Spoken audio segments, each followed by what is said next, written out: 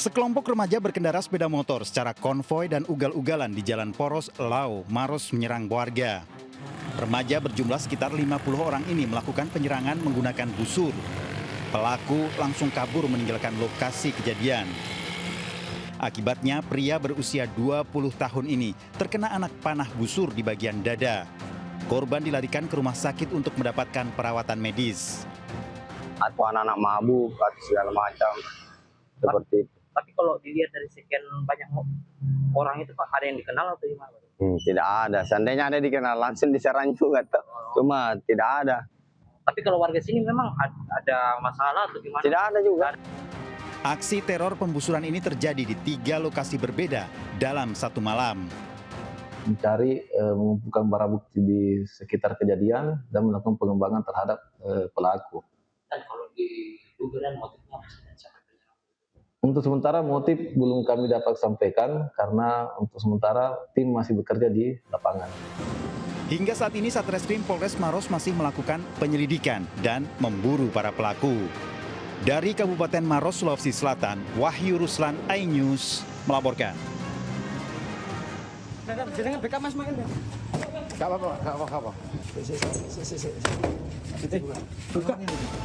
Penggerebekan ini dilakukan di rumah pelaku oleh polisi Polres Bangkalan di Desa Banyu Sangkah, Tanjung Bumi. Polisi mendobrak paksa pintu rumah setelah pelaku terlihat dengan sengaja mengunci dari dalam rumah karena melihat kedatangan. Awalnya polisi meminta baik-baik agar pintu dibuka, namun tak digubris oleh pelaku dan istrinya yang ada di dalam. Polisi masuk ke dalam rumah dan meringkus pelaku di bawah kolong tempat tidur. Saat melakukan penggeledahan dan menyisir tempat kejadian perkara di sekitar rumah pelaku, polisi menemukan sejumlah paket narkoba jenis sabu siap jual yang berserakan di bawah jendela kamar. Pelaku sengaja melempar dan membuang paket sabu. Melihat suaminya ditangkap dan hendak dibawa polisi, istri menangis. Polisi menangkap satu pelaku lain dari laporan masyarakat terkait aktivitas ilegal yang dilakukan kedua pelaku.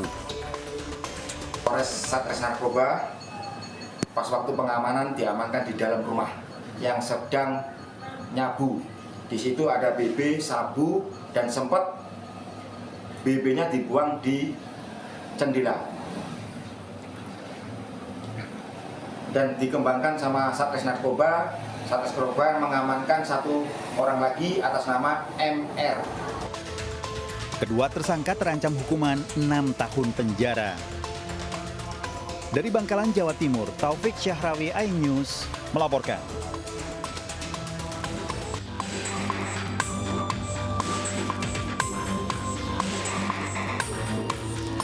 Polisi berupaya melerai amuk warga saat hendak mengamankan pria berusia 53 tahun yang tega membunuh adik iparnya di Dusun 7 Air Panas, Desa Buluh Telang, Padang Tualang, Langkat.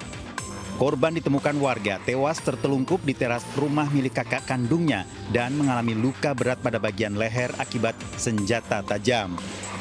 Polisi mengamankan sejumlah barang bukti berupa senjata tajam serta pakaian yang dikenakan pelaku dan 1 unit sepeda motor.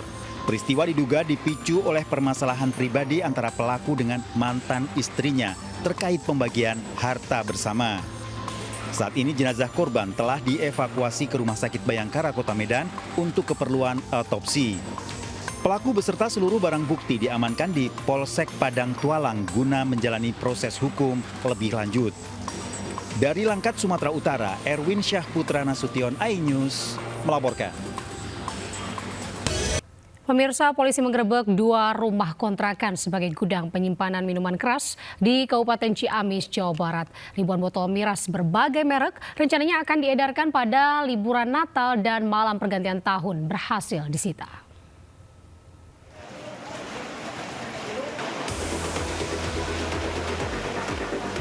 Penggerebekan gudang miras dilakukan jajaran Polres Ciamis di 2 tempat berbeda yang merupakan rumah kontrakan di Jalan Sindang Tengah, Cindang Rasa, Ciamis.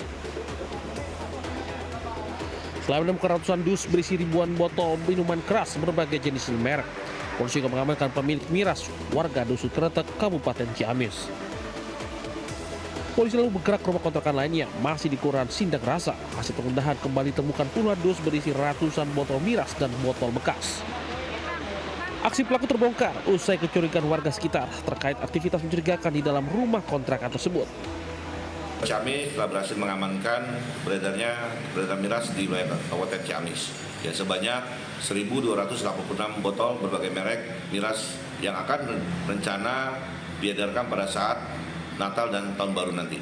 Dan hal ini merupakan antisipasi Polres Ciamis ya dalam upaya untuk mencegah terjadinya gangguan Kamtibmas. Polisi terus gencar melakukan patroli dan razia untuk mencegah maraknya penjualan miras dan peredaran narkoba jelang akhir tahun. Dari Ciamis, Jawa Barat, Aceh Muslim, iNews melaporkan. Pemirsa, polisi menangkap 2 pelaku penipuan dan juga penggelapan motor dengan modus berpura-pura sebagai pembeli di Sidoarjo, Jawa Timur. Diam. Saya duduk. Diam. Tapi mana Redmi? Diam lihat. Yang satu mana yang satu? Tim Resmob Satreskrim Polresta Sidoarjo menangkap 2 pelaku pencurian motor di rumahnya masing-masing. DN, 39 tahun, warga Kabu, Jombang, Jawa Timur, dan MD, 34 tahun, warga Ngatru, Tulung Agung. Sebelumnya, para pelaku melancarkan aksinya dengan berpura-pura sebagai pembeli motor korban terekam CCTV.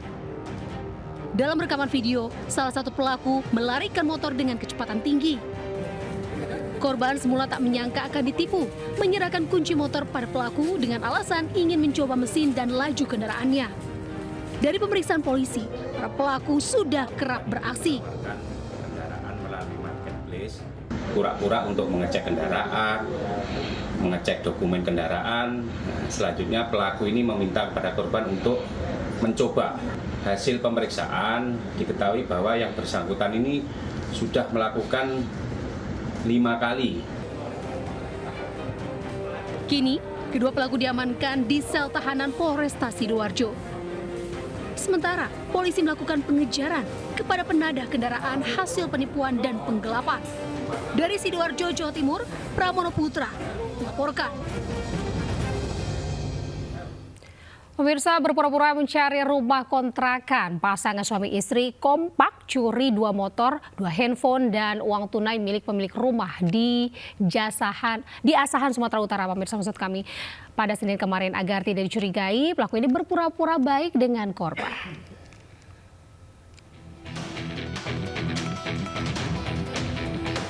Dari rekaman CCTV terlihat terduga pelaku pasangan suami istri saat melakukan check out dari salah satu penginapan di Kisaran, Asahan, Sumatera Utara. Kedua pelaku turut membawa motor yang berhasil dibawa kabur. Bahkan uang serta 2 telepon genggam milik pemilik kontrakan turut digasak. Pelaku yang tinggal beberapa hari di lokasi awalnya berpura-pura baik dengan pemilik kontrakan. Bahkan pelaku sempat meminta tolong untuk dipinjamkan sepeda motor yang nantinya dicuri kedua pelaku. Pemilik kontrakan juga tak mengira jika kedua orang tersebut merupakan pelaku kriminal. Pembayaran rumah sewanya. Begitu datang dia bawa sarapan, belanja apa kemarilah. Kami pergi ke rumah kawan, mau nengok apalah. Ada yang mau ditengok rumah itu.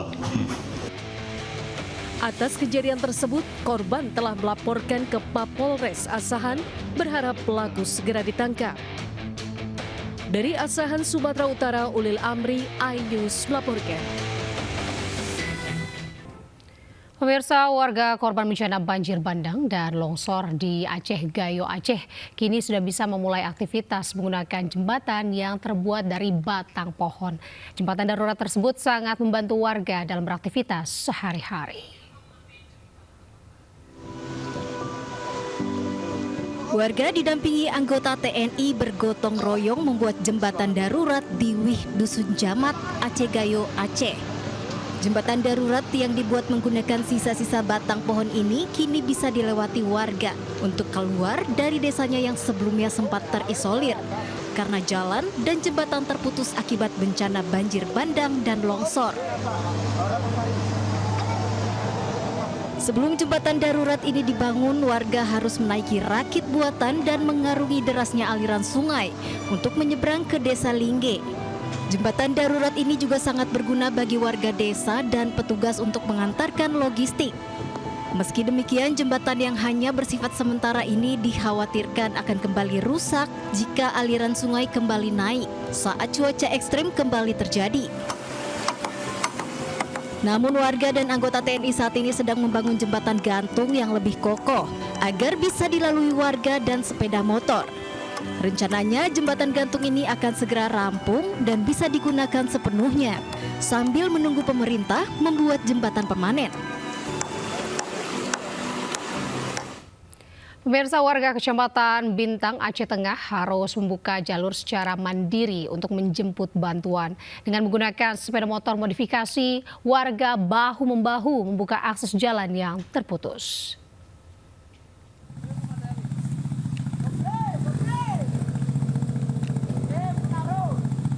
Beginilah perjuangan warga Desa Serule, Kecamatan Bintang, Kabupaten Aceh Tengah, Aceh, untuk menjemput bantuan. Sebagian besar jalur menuju desa mereka masih terisolir. Warga setiap hari secara mandiri membuka jalur akses dari desa ke posko-posko bantuan terdekat menggunakan sepeda motor yang telah dimodifikasi. Warga harus menempuh jarak sekitar 28 km menuju Kecamatan Bintang untuk menjemput bantuan. Hampir sebulan setelah bencana banjir bandang dan longsor menerjang, jalur menuju 3 desa di Kecamatan Bintang, yakni Desa Konyel, Atu Payung, dan Serule masih terisolir timbunan tanah.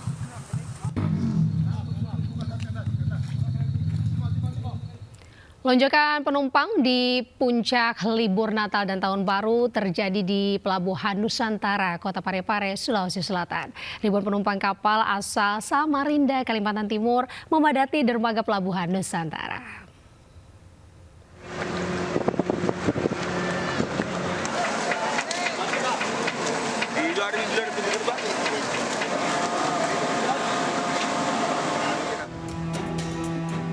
Kepadatan penumpang kapal terjadi di Pelabuhan Nusantara, Kota Parepare, Sulawesi Selatan, Selasa siang. Sebanyak 5.563 penumpang tiba menggunakan 4 armada kapal yang berasal dari sejumlah wilayah di Kalimantan. Penumpang kapal yang tiba saat ini didominasi oleh para wisatawan yang akan berlibur ke sejumlah wilayah di Sulawesi Selatan, seperti Kota Makassar.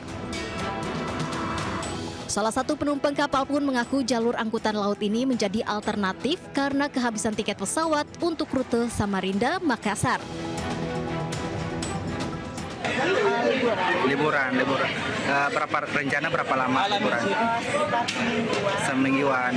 Kalau suasana di atas kapal gimana, Ibu? Sudah mulai padat atau gimana? Kalau penumpang nggak terlalu banyak. Terus suasananya ya cukup lumayan ramai. Karena rencananya sih mau pakai pesawat, tapi pesawatnya full book, jadi pakainya kapal. Hingga puncak libur Nataru ini, total hingga hari ini penumpang kapal yang tiba di Pelabuhan Parepare mencapai 11.791 orang. Dari Parepare, Sulawesi Selatan, Erwin Eka Pratama, iNews melaporkan. Pemirsa, jelang Hari Raya Natal dan Tahun Baru 2026, terminal keberangkatan dan juga kedatangan di Stasiun Pasar Senen, Jakarta Pusat dipadati penumpang.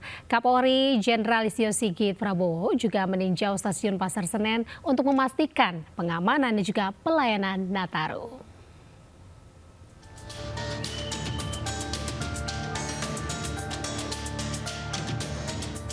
Stasiun Pasar Senen Jakarta Pusat semakin dipadati oleh penumpang yang hendak berangkat maupun yang baru tiba di Jakarta. Sebanyak 16.000 lebih penumpang akan diberangkatkan dan sebanyak 13.000 lebih tiba di Jakarta melalui Stasiun Pasar Senen. Puncak masa angkutan libur Nataru diprediksi dimulai tanggal 23 Desember hingga 25 Desember. Sementara itu, Kapolri Jenderal Polisi Listio Sigit Prabowo turut meninjau Stasiun Pasar Senen. Kunjungan dilakukan untuk memastikan kesiapan pengamanan dan kelancaran pelayanan menghadapi arus mudik dan arus balik Natal dan Tahun Baru 2026. Dalam kunjungannya, Kapolri sempat berkeliling dan berbincang dengan sejumlah penumpang yang akan melakukan perjalanan. Ini tentunya menjadi bagian dari apa yang diperintahkan Bapak Presiden untuk memberikan pelayanan terbaik terhadap libur Nataru ini, khususnya terkait dengan layanan-layanan yang dipilih oleh masyarakat. Sejumlah wilayah di Yogyakarta, Semarang, Surabaya, Bandung, dan Purwokerto menjadi destinasi favorit tahun ini. PT KAI Daob 1 Jakarta pun mengimbau bagi para penumpang untuk tetap memperhatikan barang bawaan hingga jam keberangkatan kereta. Dari Jakarta, Tim Liputan iNews melaporkan. Pemirsa, jelang akhir tahun bencana alam menerjang sejumlah daerah. Cuaca ekstrim menjadi salah satu penyebabnya. Pemerintah pun bersiap untuk mengatasi potensi bencana di akhir tahun.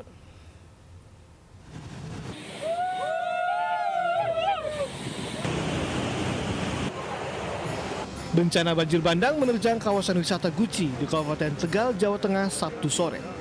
Kawasan yang biasanya riuh oleh wisatawan berubah menjadi mencekam akibat derasnya arus banjir bandang. Sejumlah pengunjung pun panik menyelamatkan diri. Banjir bandang terjadi akibat meluapnya debit air di Sungai Gung akibat hujan deras yang mengguyur. Saat ini, pengelola wisata Guci terpaksa menutup sementara Pancoran 13 hingga batas waktu yang belum ditentukan. Sementara di Jawa Timur, angin kencang disertai hujan deras menerjang kawasan wisata kuliner di pantai selatan Bangkalan. Akibat peristiwa ini, sejumlah bangunan semi permanen termasuk yang berada di dermaga Rindu roboh. Material bangunan kayu berserakan di tepi pantai. Ya, dengan cuaca dan angin yang begitu kencang, cuaca ekstrim, sehingga dengan angin yang kencang itu merobohkan sebagian besar pantai dermaga Rindu. Tapi nggak ada korban, Pak? Alhamdulillah tidak ada. Cuaca buruk yang terjadi di sejumlah daerah membuat pemerintah bersiap hadapi bencana. Masyarakat pun diminta lebih waspada menghadapi cuaca ekstrim hingga pergantian tahun nanti. Keempat, kita harus selalu mengantisipasi ketidakpastian dan kondisi tidak terduga, terutama terkait cuaca ekstrim dan potensi bencana alam, dengan menyiapkan skenario dan langkah respon yang cepat dan tepat. Ya Allah, Pak, banjir gede, ya Allah. Di Jawa Timur, selain cuaca buruk, warga juga harus waspada akan banjir lahar dingin dari Gunung Semeru. Banjir lahar dingin Gunung Semeru terjadi setelah wilayah puncak Gunung Semeru diguyur hujan deras. Sementara itu, hingga saat ini, status Gunung Semeru masih berada di level 3 siaga. Masyarakat pun dilarang melakukan aktivitas apapun di radius 17 km di sepanjang jalur aliran lahar. Tim Liputan iNews melaporkan. Kita ke informasi mancanegara, pemirsa. Eskalasi perang energi Rusia dengan Ukraina terus terjadi. Sebuah kilang minyak sunflower untuk milik Ukraina di wilayah Odessa dibom oleh Rusia.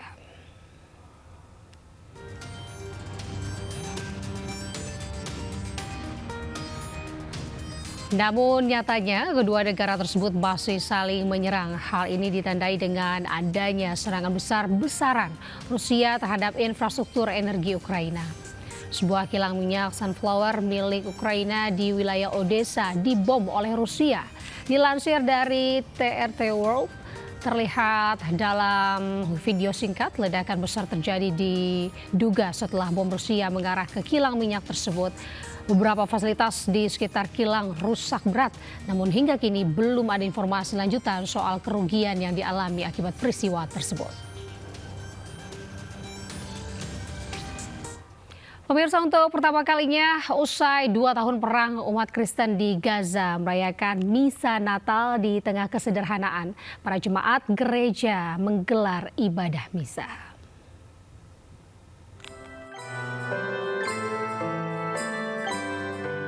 Umat Kristen di Gaza mengadakan misa Natal di Gereja Keluarga Kudus untuk pertama kalinya setelah perang berlangsung selama 2 tahun di wilayah tersebut.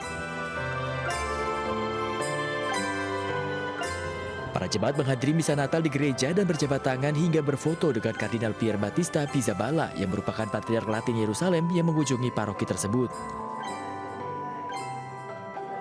Dalam kunjungannya, Kardinal Pierre Battista juga melihat kondisi kemiskinan di Gaza yang begitu memprihatinkan.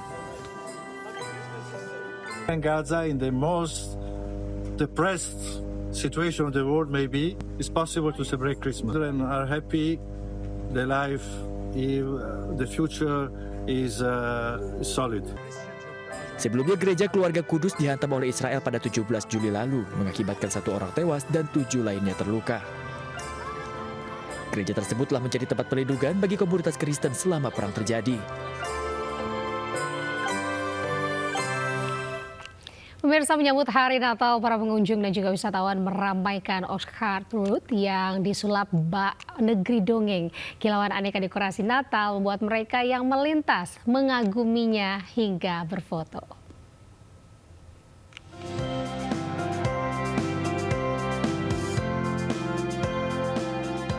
Ratusan pengunjung membanjiri Orchard Road yang ikonik di Singapura yang telah disulap menjadi negeri ajaib yang mempesona untuk perayaan tahunan Christmas on the Great Street.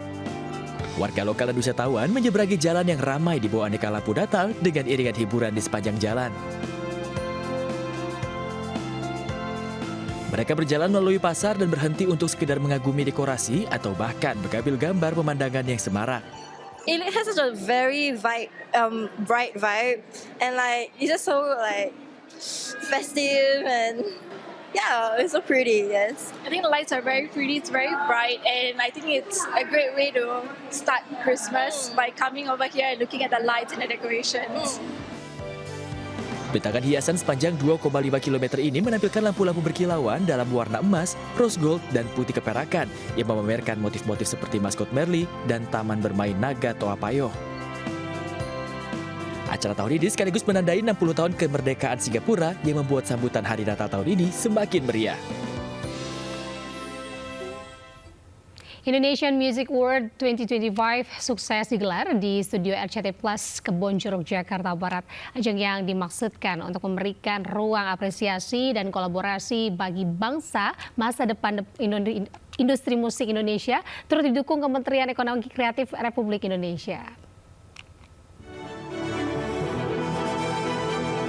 RCTI sukses menggelar Indonesia Music Award 2025 di studio RCT Plus Kebonjeruk, Jakarta Barat. Ajang penghargaan musik ini turut didukung Kementerian Ekonomi Kreatif dan menjadi komitmen bersama dalam mendorong pertumbuhan dan keberlanjutan industri musik nasional. Terdapat 16 nominasi dari beragam kategori yang diperebutkan pada ajang penghargaan prestisius ini.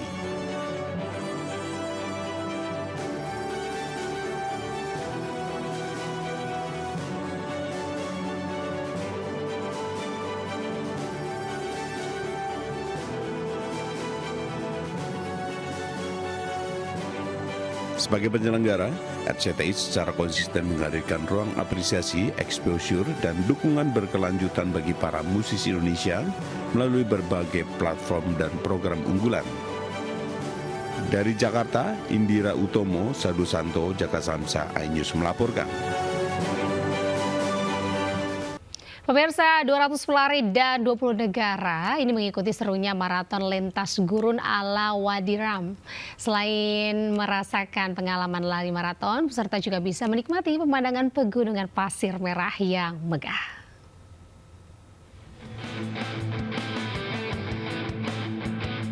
Para peserta maraton ini tengah melakukan pemanasan sebelum berlari melewati bukit pasir di Gurun Yordania dalam event maraton Wadi Rum.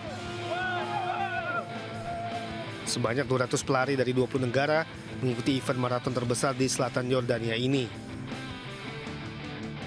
Serunya maraton di Wadi Rum, peserta bisa merasakan pengalaman berlari melewati landscape gurun pasir sambil menikmati pemandangan pegunungan pasir yang merah yang megah. Peserta bahkan bisa menjumpai unta di sepanjang lintasan. Berbeda dengan maraton di perkotaan, Wadi Rum menawarkan petualangan unik dan menantang di alam dengan cuaca yang ekstrim. Maraton Internasional Rum ke-12 menampilkan berbagai kategori lomba, yakni lari 10 km, 22 km, dan lomba ultramaraton 84 km. Maraton Wadi Rum menjadi ajang olahraga penting yang telah membantu meningkatkan reputasi Yordania di kancah olahraga global. Pemirsa, bintang film dewasa Bonnie Blue menghina bendera merah putih viral di media sosial. Ia tidak hanya menyeret bendera merah putih ke tanah, namun ia juga menginjak-injak bendera merah putih.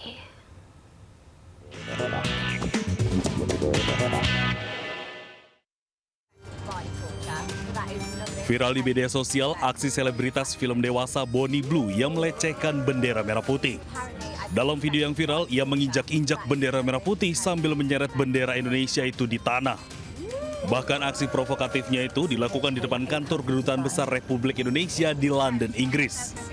Ia bersama dengan beberapa pria mengenakan penutup kepala melakukan pelecehan tersebut. Di salah satu momen, Bonnie Blue membentangkan bendera merah putih sambil menceritakan pengalamannya di Bali. Aksi pelecehan itu membuat KBRI London melayangkan aduan resmi ke otoritas Inggris. Sebelumnya Bonnie Blue dideportasi dari Indonesia setelah melakukan pelanggaran lalu lintas dengan membuat konten sambil mengendarai mobil pick-up di jalan raya. Bonnie dideportasi setelah dijatuhi hukuman pidana denda Rp200.000 di Pengadilan Negeri Denpasar. Pihak imigrasi Ngurah Rai Bali juga telah mengajukan penangkalan terhadap Bonnie selama 10 tahun sejak 12 Desember 2025. Tim Liputan iNews melaporkan. Pemirsa, seekor buaya muara muncul di aliran Kali Cengkareng, kawasan Pantai Indah Kapuk, Penjaringan, Jakarta Utara. Akibat kemunculan buaya tersebut, warga menjadi resah.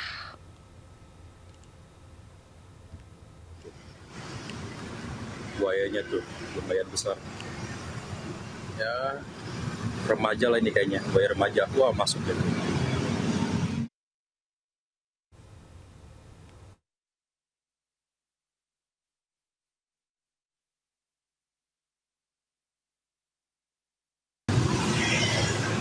Mas bro tuh, buayanya tuh lumayan besar. Ya, remaja lah ini kayaknya, buaya remaja. Wah, masuk gitu.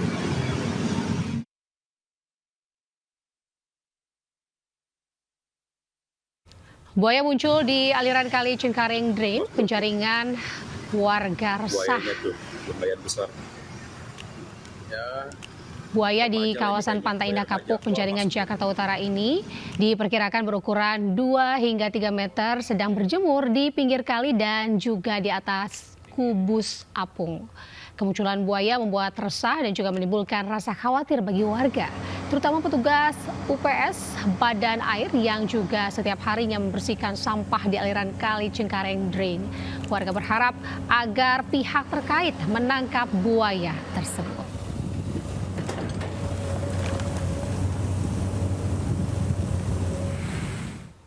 Sementara itu pemirsa, seekor buaya muara sepanjang 2,5 meter ini muncul di area persawahan di Bantar Gebang, Kota Bekasi, Jawa Barat.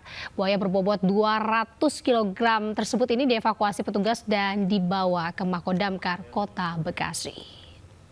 Buaya di Cirawa ya, buaya di Cirawa. Seekor buaya berukuran besar ditemukan warga di area persawahan di Kampung Cikiwul, Bantar Gebang, Kota Bekasi. Lepasnya buaya muara itu membuat warga panik dan resah karena khawatir membahayakan. Petugas rescue Dinas Pemadam Kebakaran dan Penyelamatan Kota Bekasi datang ke lokasi setelah mendapat laporan dari warga. 10 orang petugas dikerahkan ke lokasi untuk mengevakuasi buaya dari tengah sawah. Saat proses evakuasi, petugas menghadapi kendala karena faktor kondisi hingga bobot buaya. Buaya berbobot 200 kg itu dievakuasi petugas dan dibawa ke Makodamkar, Kota Bekasi. Bahaya. Kita ya agak was-was juga, dikhawatirkan dia menyerang gitu. Karena kita nggak tahu kondisinya bagaimana itu buayanya. Penangkapan kita jerat mulutnya, untuk kemudian kita tarik pinggir dulu, kita cari tempat aman untuk melakukan penangkapannya. Waktunya sekitar 2 jam lah sampai atas itu, sampai bisa dievakuasi. Rencananya petugas rescue akan menyerahkan buaya muara berbobot 200 kg dan panjang 2,5 meter ke Balai Konservasi Sumber Daya Alam untuk dikembalikan ke habitatnya. Dari Bekasi, Jawa Barat, Rahmat Hidayat, iNews melaporkan. Pemirsa, informasi tadi sekaligus menutup Lintas iNews pagi hari ini. Saya Anita Dewi pamit undur diri. Terima kasih atas kebersamaan Anda. Sampai jumpa. Wassalamualaikum warahmatullahi wabarakatuh.